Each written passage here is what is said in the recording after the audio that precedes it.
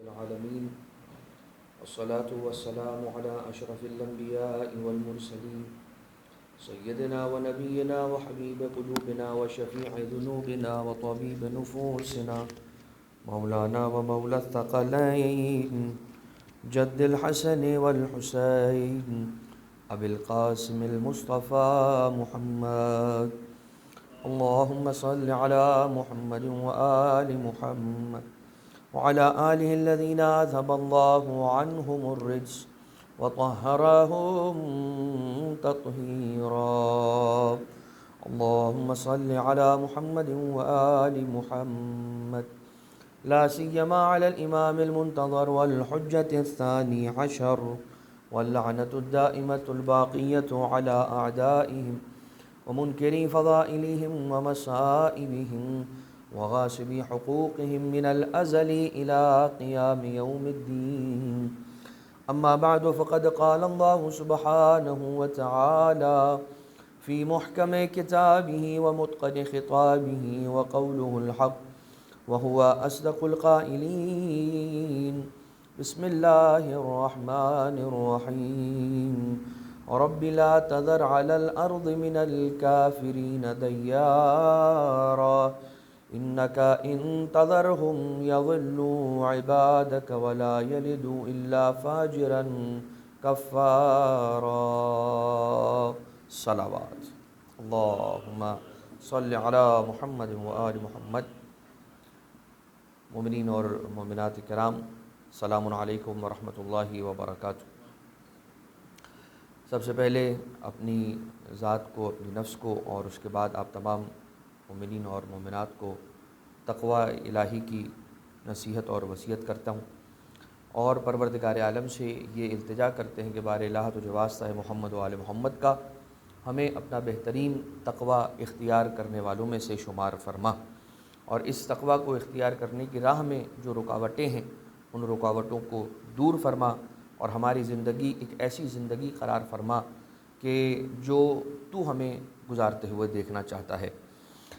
آپ کی خدمت میں مسلسل انبیاء کرام کی سیرت طیبہ اور ان کی حیات طیبہ سے کچھ عرائض اور کچھ واقعات اور کچھ پیغامات عرض کیے جا رہے ہیں. ان میں ہماری گفتگو اور ہماری بات حضرت نوح علیہ السلام کی حیات طیبہ اور سیرت طاہرہ تک پہنچی تھی.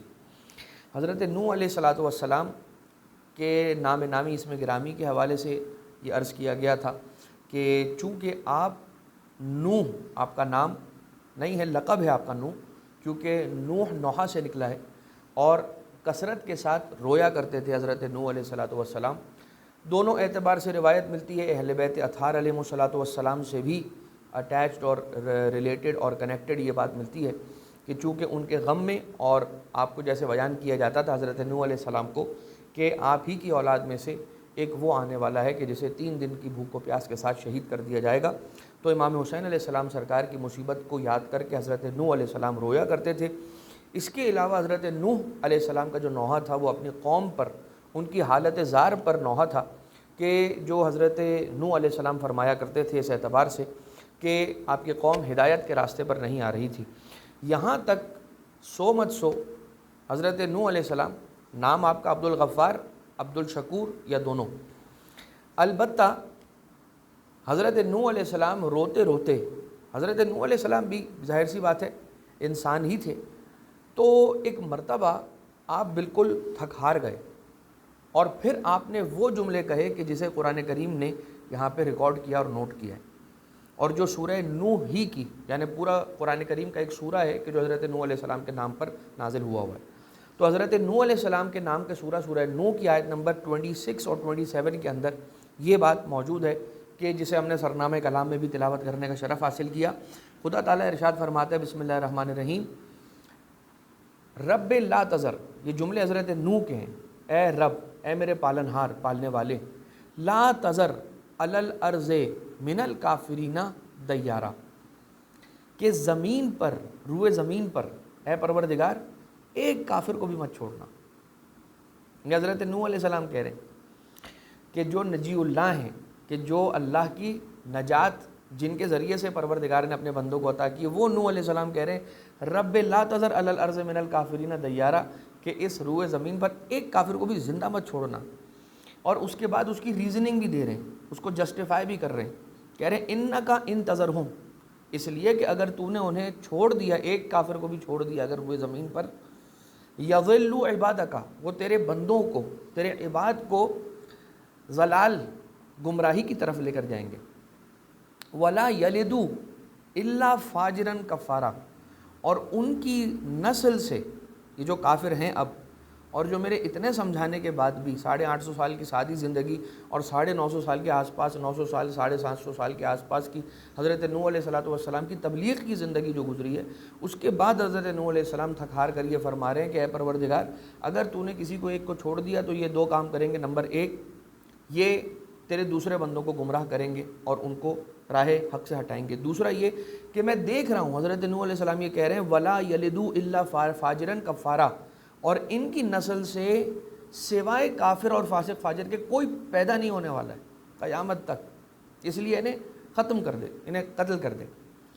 یہاں سے بڑے پیغامات ہیں اس آیت کے اندر، اور حضرت نوح علیہ السلام کے اس جملے کے اندر بڑے پیغامات ہیں۔ سب سے پہلی بات تو یہ کہ حضرت نوح علیہ السلام فیوچر کو دیکھ رہے ہیں، یعنی نوح علیہ السلام کی نگاہیں وہ نگاہیں ہیں کہ جو مستقبل کے زمانے کو دیکھ رہی ہیں اور نسلوں میں دیکھ رہی ہے حضرت نوح کی نگاہ۔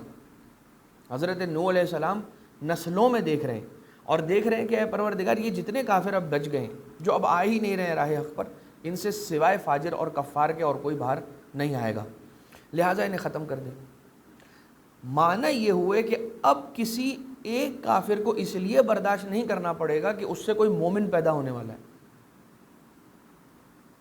اگر کوئی مومن کسی کافر کی نسل سے پیدا ہونے والا ہے، اس کا مطلب اس کا ویٹ کیا جائے گا، اسے چھوڑ دیا جائے گا اور اس کو برداشت کیا جائے گا۔ یہ خدا کا قانون ہے، اور اس قانون کو ہم کیسے اس کو سمجھیں گے؟ ہمارے زمانے کے حساب سے سرکار صاحب الامر علیہ السلام، کہ یہ کہا جاتا ہے کہ سرکار کا ظہور کب ہوگا، یہ تو پروردگار عالم کے علم ہے، یہ ہم نہیں جانتے، نہ ہم توقید کر سکتے، یعنی کہ وقت کو ہم معین نہیں کر سکتے، لیکن یہ طے ہے ان چیزوں میں سے کہ جو ایک چیز بیان کی گئی ہے، جو کچھ چیزیں بیان کی گئی ہیں روایتوں کے اندر، حدیث کے اندر، ان میں سے یہ ہے کہ جب تک سارے کے سارے مومن کافر صلبوں سے باہر نہ آ جائیں، اور جب تک جتنے کافر ہیں وہ مومن صلبوں سے باہر نہ آ جائیں، یعنی جتنے کافر ہیں وہ مومن صلبوں کے اندر ابھی بھی ہیں، وہ باہر آ جائیں، جتنے مومن کافر صلبوں کے اندر ہیں، یعنی وہ جو کافر نسلیں ہیں جن میں سے مومن آنے والے دنیا میں، وہ سارے کے سارے آ جائیں، اور وہ مومن کہ جن کی نسلوں سے کافر اس دنیا میں آنے والے ہیں، وہ سارے کے سارے آ جائیں۔ اس کے بعد امام زمانہ علیہ السلام کا ظہور ہوگا۔ یہ صرف ایک بات نہیں کہ یہ ہو جائے تو امام کا ظہور ہو جائے گا، نہیں، اس کے بعد بھی رب ذوالجلال کی مشیت ہے یہ، لیکن یہاں پر یہ بیان کیا جا رہا ہے۔ اور پھر مولا کائنات علیہ السلام کی بات آپ جب دیکھیں تو سرکار امیر المومنین علیہ السلام یہ کہتے ہیں مالک اشتر کو کہ تم یہ نہ سوچنا، میں جانتا ہوں کہ تم کیا سوچ رہے ہو، تم یہ سوچ رہے ہو کہ آج میں قتل کرنے میں علی بن ابی طالب علیہ السلام سے ایک ہی قتل پیچھے رہ گیا ہوں، کہ جتنے علی نے مارے اس سے ایک کم مجھے مالک اشتر نے مارے۔ حالانکہ مالک اشتر کوئی معمولی ہستی کا نام نہیں ہے، کوئی چھوٹی ہستی کا نام نہیں ہے۔ امیر المومنین علیہ السلام فرماتے ہیں کہ میرے لیے مالک اشتر ویسے ہیں جیسے میں رسول اللہ کے لیے ہوں، اور رسول اللہ صلی اللہ علیہ وآلہ وسلم نے بھی مالک اشتر کے آنے کی پہلے سے خبر بھی دی اور بتایا بھی مالک اشتر کے قبیلے والوں کو کہ تمہارے قبیلے میں سے ایک ایسا فرد آئے گا کہ جو ہم اہل بیت کی خدمت کو انجام دے گا، اور مولا کائنات علیہ السلام کے پیچھے ایسے چلے کہ سرکار امیر المومنین علیہ السلام کے لشکر کے علم بردار جناب مالک اشتر قرار پائے۔ لیکن جناب مالک اشتر کو امیر المومنین علیہ السلام نے تنبیہ کی اور ان کو ایکسکلیمیشن ڈالا اور کہا کہ خبردار یہ نہ کرنا، تمہارا تقابل ہم سے نہیں ہو سکتا، کیونکہ اگر تم یہ سمجھ رہے ہو کہ ایک کم مارا تم نے مجھ سے، تو مولا کائنات علیہ السلام یہاں پہ مفاخرہ نہیں کر رہے، مولا کائنات علیہ السلام فخر نہیں کرنا چاہ رہے کہ بتائیں کہ میں نے اتنے مارے، تم کون ہو کہ تم میرے، نہیں، مولا کائنات مالک اشتر کو یہ بات کرنے کے ذریعے سے ہم تک اپنی فضیلت بیان کر رہے ہیں اور بتا رہے ہیں کہ دیکھو جہاں جہاں تک میری یہ بات پہنچے، سمجھو کہ علی ابن ابی طالب امیر المومنین علیہ السلام کا مقام، منزلت، مرتبہ کیا ہے۔ مولا کائنات نے فرمایا کیا جب تم تلوار چلا رہے تھے تو تم نسلوں میں دیکھ رہے تھے؟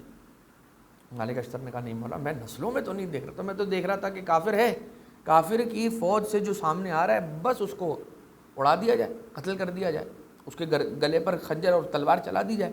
علی علیہ السلام فرما رہے کہ میں 70 نسلوں تک دیکھ رہا تھا، اگر اس کی نسل سے کوئی ایک مومن بھی تھا کہ جو آنے والا تھا، میں اس کافر پر اپنی تلوار نہیں چلاتا تھا۔ مولا کائنات علیہ السلام نے بتایا کہ اگر کسی کافر نسل سے ایک مومن دنیا میں آنا ہے تو علی ابن ابی طالب علیہ السلام ان 69 کافروں کو برداشت کرے گا اس ایک مومن کے لیے۔ یہ ظہور سرکار صاحب الامر علیہ السلام کی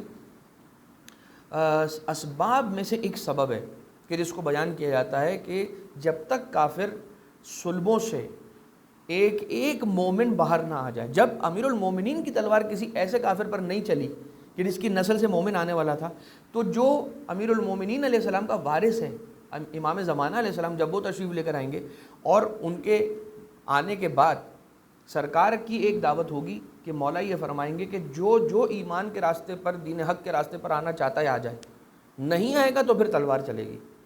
ایسا نہیں ہوگا کہ گاجر مولی کی طرح سے صاحب الامر کاٹیں گے، نہیں، وہ بھی وہاں پہ موقع دیں گے کہ جو ہدایت پر آنا چاہتا ہے، لیکن اگر کوئی اس وقت ہدایت پر نہیں آیا پھر اس کے بعد معافی نہیں ہے۔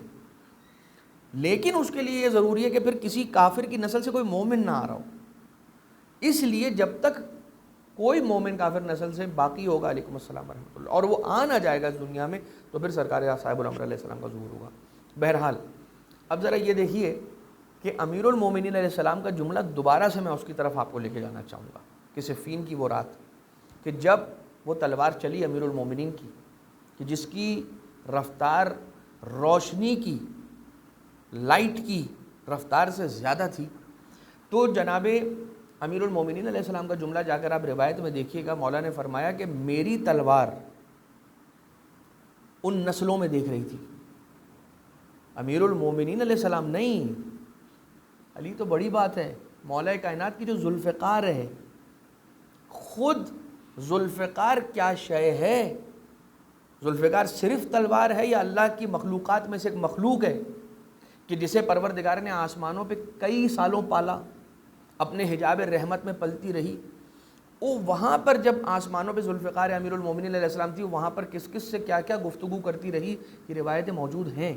کسی موقع پر اگر ذوالفقار پر بات ہوگی تو وہ ساری کی ساری باتیں آپ کی خدمت میں عرض کرنے کی سعادت حاصل ہوگی، لیکن امیر المومنین فرما رہے ہیں کہ یہ تو میری تلوار دیکھ رہی تھی 70 پشتوں تک۔ آپ ذرا دیکھیے، ایک طرف نو فرما رہے ہیں کہ میں 70 پشتوں تک دیکھ رہا ہوں، بلکہ میں تو آگے تک قیامت تک کی نسلوں میں دیکھ رہا ہوں کہ ولا یلد الا فاجرا کفارا، اور وہاں علی کہہ رہے ہیں کہ یہ میری تلوار دیکھ رہی تھی نسلوں میں۔ اگر 70 پشتوں میں بھی کوئی ایک مومن آ رہا تھا تو یہ تلوار اس پہ چلنے سے رک رہی تھی۔ بہرحال بڑے فضائل ہیں مولا کائنات علیہ السلام ہی کی جنگوں سے اگر چیزیں نکالی جائیں تو ہمارے سمجھنے سیکھنے کے لیے بھی بہت ساری باتیں، ہماری اچھی زندگی، بہتر زندگی گزارنے کے پیغامات بھی اس میں ہیں، اور خود ائمہ طاہرین علیہ السلام کی جو مقامات و منازل رفیعہ ہیں ان کے بھی بیانات اس کے اندر موجود ہیں۔ ہم بات کو یہاں سے آگے لے جائیں تو یہ حضرت نوح علیہ السلام کا انداز تھا کہ بیچارے تنگ آ گئے، اور تنگ آنے کے بعد حضرت نوح علیہ السلام نے ایک مرتبہ یہ ارشاد فرما دیا کہ اے پروردگار لا تذر علی الارض من الکافرین دیارا، ایک کافر کو بھی نہ چھوڑ۔ یہ تھا حضرت نوح علیہ السلام کا سٹینس۔ لیکن رسالت مآب صلی اللہ علیہ وآلہ وسلم طائف میں پتھر کھائے، کوڑا کرکٹ پھینکنے والیوں کے کوڑا کرکٹ کی پھینکے جانے کی جو تکلیف اور اذیت تھی اس کو برداشت کیا، سب کچھ حضرت رسالت مآب صلی اللہ علیہ وسلم برداشت کرتے رہے، لیکن بد دعا کبھی نہ کی۔ انبیاء کرام، حضرت نوح علیہ السلام کی بد دعا تاریخ میں مل جائے گی، اور وہ قوم تھی بھی اس قابل کہ بد دعا کر دی جائے، لیکن رسالت مآب کی بات الگ تھی۔ جتنے مصائب اور مشاکل اور تکالیف برداشت کی، کبھی رسالت مآب نے اپنی امت کے لیے بد دعا نہیں کی۔ حتیٰ جب معراج پر تشریف لے گئے تو وہاں جانے کے بعد جب رب ذوالجلال نے یہ سوال کیا کہ اے میرے حبیب یہ بتا کہ تیری کیا خواہش ہے، تجھے کیا چاہیے، کہا امتی، امت۔ اور امام حسین علیہ السلام کی جب آپ بات کریں گے تو وہی نواسہ کے جو اپنے نانا کے نقش قدم پر تھا، خنجر کے تلے جب گردن ہے امام حسین علیہ السلام کی، وہاں پر بھی امام حسین علیہ السلام وقت آخر فرما رہے شیعتی شیعتی شیعتی۔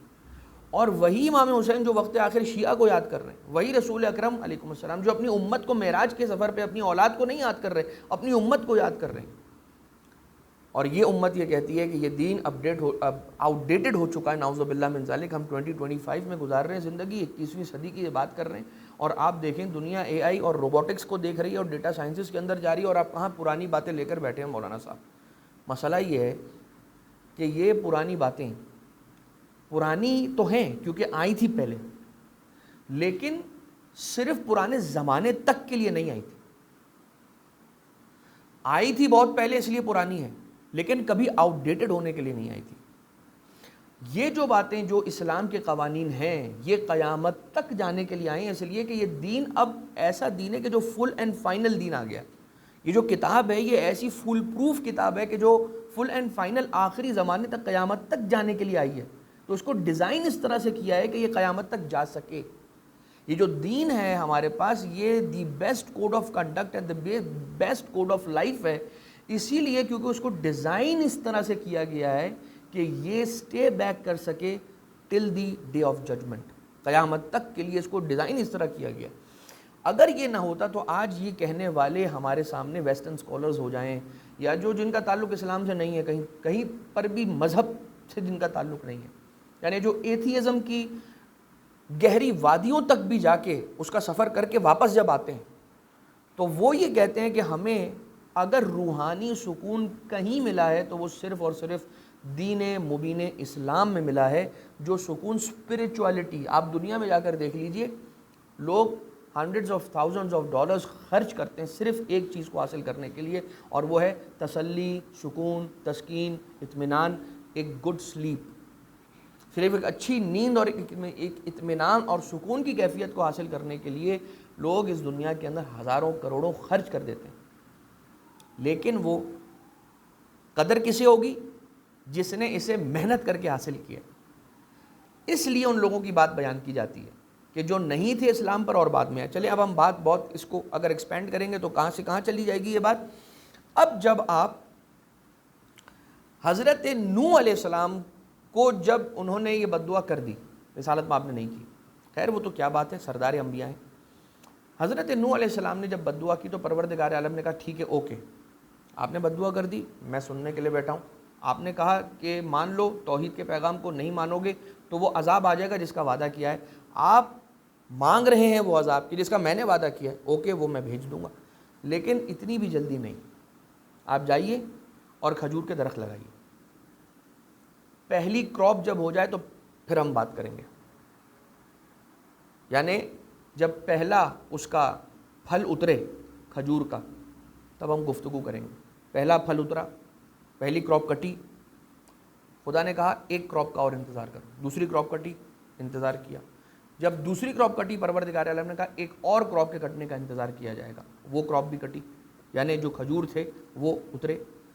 اور جب یہ انتظار مکمل ہو گیا اب پھر پروردگار عالم نے، اچھا اس کے درمیان بڑی چیزیں ہوئی ہیں. یعنی عذاب آنے سے پہلے کون سا عذاب؟ جو کہ طوفان نوح تھا. اب عذاب کہیے یا امتحان کہیے، بات ایک ہی ہے. امتحان اس لیے آیا ہے کہ قوم نوح علیہ السلام کو ٹیسٹ کیا جائے، اور قوم نوح علیہ السلام کے اوپر جو عذاب ہے، قوم نوح کے لیے جو عذاب آیا ہے وہ اٹس سیلف عذاب بن کر نہیں آیا ہے. اٹس سیلف اس کا سٹیٹس ٹیسٹ کا ہے. مطلب کیا؟ فائنل ٹیسٹ ہے. ابھی تک حضرت نوح سے تم نے نہیں سمجھا تو اب میں خدا اس میں خود انوالو ہو رہا ہوں. اور جب میں خدا خود انوالو ہو رہا ہوں تو میں یہ نہیں کروں گا کہ ایک بٹن دباؤں گا سارے جل کے راکھ ہو جائیں گے. نہیں، میں یہ نہیں کر رہا ہوں کہ ایک بٹن دباؤں گا اور ایسی ایک طوفانی اور آندھی ایک چلے گی اور سب ختم ہو جائیں گے، بھسم ہو جائیں گے. نہیں، خدا کہہ رہا ہے کہ میں تمہیں ایک ٹیسٹ کروں گا، ایک آخری چانس دوں گا. اگر تم اس سے بھی نکل آئے تو میں سمجھوں گا کہ تمہیں نجات مل سکتی ہے. وہ کیا تھا ٹیسٹ؟ کشتی نوح پہ اگر تم آ گئے. تم نے نوح کی بات نہیں مانی کیونکہ نوح ایک ایسا دین لے کر آ رہے ہیں کہ جو تمہیں سمجھ نہیں آ رہا.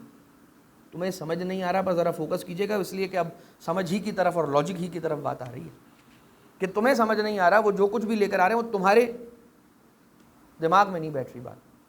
تم نے کیا کیا؟ علیکم السلام. تو تم نے کیا کیا؟ کہا کہ نہیں مان رہے، لیکن جان تو بچاؤ گے نا.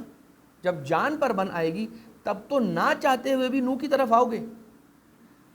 ہوا یہ کہ حضرت نوح علیہ السلام نے, اب یہ میں نے درمیان کا, چونکہ وہ سارا کا سارا جب ہمارا بالکل پہلا خطبہ تھا تب ہم نے حضرت نوح علیہ السلام کے جو حالات بیان کیے تھے اس میں وہ پورا ٹائم لائن آپ کی خدمت میں عرض کیا تھا کہ حضرت نوح علیہ السلام نے ان درختوں ہی کے ذریعے سے کشتی بنائی, اور وہ کشتی جب تک بن رہی تھی لوگ ان کا مذاق اڑا رہے تھے. اس کشتی کے لیے 1,20,000 یا 1,25,000 نیلز, کیلیں آسمان سے ایک صندوق, ایک باکس کے اندر نازل ہوئیں, آسمان سے نازل ہوئیں. یعنی لوہا آسمان سے نازل ہونے کی جو بات ہے, امیر المومنین علیہ السلام کے کیس میں صرف ذوالفقار کے نازل ہونے کی بات نہیں ہے. حضرت نوح علیہ السلام کے کیس کے اندر بھی وہ جو کیلیں تھیں وہ بھی تو لوہے ہی کی بنی ہوئی تھی. تو جو یہ کہتے ہیں کہ آسمان پر کیسے لوہا, حالانکہ سائنٹیفکلی یہ پروف کیا گیا ہے کہ جو آسمان کے اوپر کیمیکل ریئیکشنز ہوتے ہیں اور جو پانی یہاں سے اٹھ کر ایویپوریٹ ہو کے بادلوں میں جا کر سٹور ہوتا ہے اور بعد میں وہ ایک پورا کا پورا جو رین سائیکل ہے وہ بنتا ہے, اس کے درمیان جتنی کیمیکل ریئیکشنز ہوتے ہیں اس کے اندر جو ایلیمنٹس ہوتے ہیں وہ ایلیمنٹس لوہا بنانے کے لیے بہت کافی ہوتے ہیں. آپ مجھے یہ بتائیے, پانی, خدا یہ کہتا ہے کہ پانی میں آگ لگا دوں گا, قیامت جب ہوگی تو پانی میں آگ لگے گی. انسان بولتا ہے کیسے پانی میں آگ لگے گی, یہ سمجھ میں آنے والی بات نہیں. خدا تعالیٰ نے ایسی چیزوں کو جو ہے نا ایسی ہی چیزوں میں رکھا ہے کہ پہل اوپر سے دیکھنے والے کو سمجھ نہیں آئے گی. پانی میں کیسے آگ لگ سکتی حضور؟ آپ ذرا dive deep into it, dissect it, analyse it, try to understand. جو سمجھنا چاہے گا, ہدایت یہاں مفت میں نہیں مل رہی, یہ بات یاد رکھیے گا. ذالک الکتاب لا ریب فیہ ھدی للمتقین, ہدایت متقین کے لیے ہے. متقی کا جو بیسک ترین ترجمہ کیا ہے نا, اور مفسرین جو اس کو بیان کرتے ہیں اور کھولتے ہیں, وہ یہ ہے کہ نجات فکر نجات رکھنے والے کے لیے. نجات اس کے لیے جسے نجات کی فکر ہے, نجات اس کے لیے جس کو نجات چاہیے. آپ جب اس کو کھولتے ہیں تو آپ دیکھتے ہیں پانی کس سے بنا ہوا ہے, H2O, 2 hydrogen 1 oxygen. Hydrogen is highly flammable, oxygen is highly flammable. اور اللہ نے اپنی قدرت سے ان 2 ہائیلی فلیمیبل ایلیمنٹس کو ملا کے ایک انفلیمیبل چیز بنائی ہے. یعنی جس دن خدا چاہے گا کہ وہ راز جو اس نے پانی کو ٹھنڈا کرنے والا بنا کے رکھا ہے وہ راز اگر ہٹا لے گا تو اس میں فلیمیبل ہی چیزیں ہیں, 2 ہائیڈروجن ہے 1 آکسیجن ہے, تینوں کو آگ لگتی ہے. لہٰذا پروردگار عالم نے جو کہا ہے یہ سمجھ اس کے آئے گا کہ جس نے, اب وہ کہتے ہیں آپ تو آنکھ بند کر کے مانتے ہیں, تو نجات ہو جائے گی آنکھ بند کر کے ماننے والوں کی. اور جو دماغ لگا کے بولتے ہیں کہ بھئی آنکھ پانی میں کیسے لگے گی, ہمیں تو سمجھ نہیں آتا, وہ نجات نہیں پا سکیں گے. یہی ہوا حضرت نوح کے کیس میں. میں نے یہ جو سارا کا سارا خط کھینچا وہ یہ بات بیان کرنے کے لیے تھا. حضرت نوح علیہ السلام کشتی بنا رہے تھے, کسی کو سمجھ نہیں آ رہا تھا. لوگ یہ کہہ رہے تھے کہ بھائی نوح کیسے کشتی چلائیں گے, اوہو اچھا صحرا میں کشتی چلائیں گے, ریت پہ کشتی چلائیں گے, ویری گڈ, اعوذ باللہ من ذالک. یہ وہی الفاظ ہیں جو تاریخ میں لکھے ہوئے حضرت نوح علیہ السلام کے لیے. اچھا نہیں, ریت پہ نہیں چلائیں گے, ابھی کشتی بنائیں گے اور کشتی بنانے کے بعد اس کے لیے ایک دریا بھی پرووائڈ کریں گے. یہ حضرت نوح علیہ السلام کا مذاق اڑایا جا رہا ہے. لیکن حضرت نوح علیہ السلام کشتی بنانے سے ایک ذرہ بھی پیچھے نہیں ہٹے. جانتے تھے کہ خدا کی خوشی ہے اس کے اندر کہ مجھے کشتی بنانی ہے تو بنانی ہے, پھر لوگ اگر میرا مذاق بناتے ہیں تو بنائیں. لاجک کے نام پہ, منطق کے نام پہ, دماغ کے نام پہ بنا رہے ہیں نا, نو پرابلم. یہی ان کا دماغ ہے جو ان کو لے ڈوبے گا. کیسے؟ جیسے لوہے کو اسی کا زنگ لے ڈوبتا ہے. لوہے کو تباہ کرنے والی چیز کوئی اور نہیں ہوتی, اسی کا اپنا زنگ ہوتا ہے. اگر وہ زنگ لگ گیا, اسی طرح سے یہ دماغ, مجھے لے ڈوبنے کے لیے بھی یہ دماغ کافی ہے اور مجھے کامیاب کرنے کے لیے بھی یہ دماغ کافی ہے. اس کا مطلب یہ ہوا کہ دماغ اکیلی وہ چیز نہیں ہے جو نجات دے گی. دماغ کے اوپر بھی کوئی چیز ہے جو اگر دماغ کو کنٹرول کرے گی, اور میں نے اپنا دماغ اس کے کنٹرول میں دیا اور اس کے حساب سے دماغ چلایا, تو میں کامیاب ہوں گا. حضرت نوح علیہ السلام بیٹے کو کہتے رہے آ جاؤ. حضرت نوح کا بیٹا کہہ رہا تھا سآوی الی الجبل یعصمنی من الماء، بابا بابا وہ دیکھو بڑا پہاڑ، وہ مجھے بچائے گا. لیکن وہ بڑا پہاڑ آپ دیکھیے گا لاجیکلی دعویٰ نوح کے بیٹے کا غلط نہیں تھا. وہ کام غلط کر رہا تھا کہ نوح سے دور جا رہا تھا علیہ السلام، نبی خدا سے اور حکم الہی سے دور جا رہا تھا، لیکن logically he was not wrong. کیوں؟ تاریخ میں جا کر دیکھیے جس پہاڑ کی طرف اشارہ کر رہا تھا وہ پہاڑ اس زمانے کے دنیا کا highest peak of the world تھا، ماؤنٹ ایوریسٹ تھا اس زمانے کا. چلا گیا اس پہاڑ پر، وقت لگا ہوگا اس پہاڑ پہ چڑھتے چڑھتے نا، ٹاپ پہ چلا گیا. جب ٹاپ پہ چلا گیا پروردگار عالم نے اپنی تجلی کی اس پہاڑ پر، اے پہاڑ کیا تو میرے اس نافرمان بندے کو بچائے گا؟ جیسے خدا کی تجلی ہوئی وہ پہاڑ ٹوٹ کے ریزہ ریزہ ہو گیا. رب ذوالجلال کی تجلی کو برداشت نہ کر سکا. یہ پہاڑ وہی پہاڑ ہے کہ جہاں نجف اشرف میں کسی زمانے پہ یہ پہاڑ ہوا کرتا تھا، وہی جگہ ہے وہ. اب روایت میں اس زمین کے ٹکڑے کی کیا فضیلت بیان کی جائے. آدم کو صفوت وہی ملی، ابراہیم کو خلت وہی ملی، موسیٰ کو کلمت وہی ملی، عیسیٰ کو روح اللہ ہونا وہیں پر نصیب ہوا، رسول اکرم کو حبیب اللہ ہونا وہیں پر نصیب ہوا، علی ابن ابی طالب کو عصمت اسی زمین پر نصیب ہوئی. تو وہ زمین کی اس زمین کی فضیلت کی طرف اگر ہم جائیں گے تو بات کہاں کی کہاں نکل جائے گی. لیکن اللہ نے ٹیسٹ کیا حضرت نوح علیہ السلام کی قوم کو اس کشتی کے ذریعے سے. So this ark of salvation was the test, the final test of the nation of نوح علیہ السلام. حضرت نوح علیہ السلام کی نیشن کا، ان کی قوم کا یہ امتحان تھا. اب یہ تو امتحان تھا حضرت نوح کی قوم کا نا، لیکن کیا خوبصورتی سے پروردگار عالم نے حضرت نوح کی قوم کو محمد مصطفیٰ کی امت سے جوڑ دیا صلی اللہ علیہ وآلہ وسلم. ایسے کہ رسالت میں آپ نے فرمایا مثل و اہل بیتی کمثل سفینۃ نوح، میرے اہل بیت کی مثال نوح کے سفینے کی مثال ہے. یعنی جیسے نوح کا سفینہ نوح کی قوم کے لیے امتحان تھا، ویسے محمد مصطفیٰ کی اہل بیت محمد مصطفیٰ کی امت کے لیے امتحان ہے. یعنی اگر تم نے کچھ بھی کیا، محمد مصطفیٰ کی اہل بیت کو اگر تم نے پشت دکھائی، پھر تمہاری نجات ممکن نہیں ہے. اس پر کافی گفتگو ہے، اس پر بہت ساری گفتگو ہے، میں اب نہیں کر پاؤں گا. اور زیادہ تر افراد وہ نہیں تھے. لوگ یہ کہتے ہیں نا مولانا دیکھیے آج سارا زمانہ کہاں جا رہا ہے اور ہم کہاں جا رہے ہیں، ہم اتنے تھوڑے سے لوگ، وہ دیکھیے اتنے سارے لوگ. حضرت نوح علیہ السلام کا ساتھ چھوڑ کے جانے بھی والے بھی بہت سارے لوگ تھے، بلکہ اکثریت تھی. صرف 80 لوگ تھے. جس جگہ پر حضرت نوح کی کشتی رکی ہے وہاں سے کشتی سے لوگ اترے ہیں اور اس علاقے پہ بسے ہیں. پہلے جو جگہ تھی جہاں پہ بسیں بسایا گیا حضرت نوح علیہ السلام کی زمانے جانب سے لوگوں کو طوفان کے بعد، اس علاقے کا نام ہی ال-80 رکھا گیا. کیوں؟ اس لیے کہ وہ جگہ 80 لوگوں سے زیادہ کی تھی ہی نہیں، 80 ہی لوگ وہاں پر آ کے بسے تھے، اس لیے اس علاقے کا نام ہی 80 رکھا گیا. انشاءاللہ اس بات کو یہاں سے آپ کی خدمت میں پھر جب انشاءاللہ اگلا موقع ہوگا تو آپ کی خدمت میں یہیں سے بات کو آگے لے جانے کی کوشش کریں گے. صرف اتنا پیغام کہ پروردگار ہمیں اہل بیت علیہ السلام سے جوڑے رکھے، قرآن کے ساتھ اہل بیت. اور جو امتحان ہے ہمارا وہ یہی ہے کہ ہم اہل بیت علیہ السلام کو مانیں بھی، کو بھی مانیں اور ان کی بھی مانیں، تاکہ ہم اس دین اور مذہب پر رہیں کہ جو پروردگار عالم نے جو ہولسٹک مذہب اور دین اور شریعت مبارکہ ہمیں عطا کی ہے اس پر ہم گامزن ہوتے ہوئے ایک کامیاب زندگی کی طرف چل سکیں. اس لیے کہ اسلام کے علاوہ اور وہ اسلام جو محمد و آل محمد کا اسلام ہے، وہ ورژن آف اسلام، اس کے علاوہ اس کائنات میں کوئی بھی نجات تک پہنچانے والی سیڑھی، راستہ، ٹریک یا ہائی وے نہیں ہے. ان احسن الحدیث قرآن العزیز. بسم اللہ الرحمن الرحیم. والعصر ان الانسان لفی خسر الا الذین آمنوا وعملوا الصالحات وتواصوا بالحق وتواصوا بالصبر.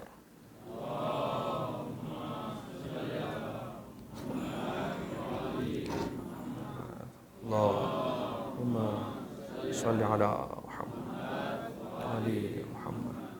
اللہم صل علی محمد. اعوذ باللہ من الشیطان الرجیم. بسم اللہ الرحمن الرحیم.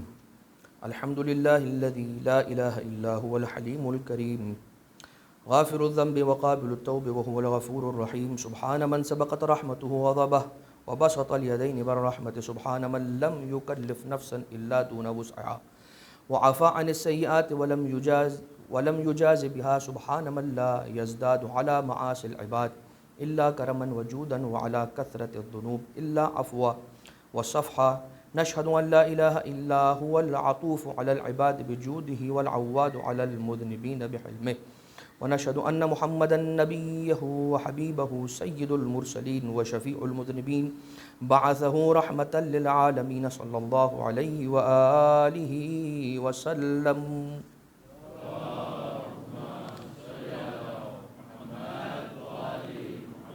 وصل على أمير المؤمنين علي بن أبي طالب عليه آلاف التحية والثناء.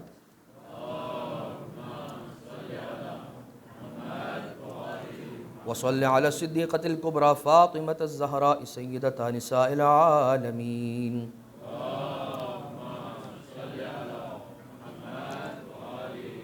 وصل على الحسن والحسين سبطي رسول الله صلى الله عليهما وآلهما.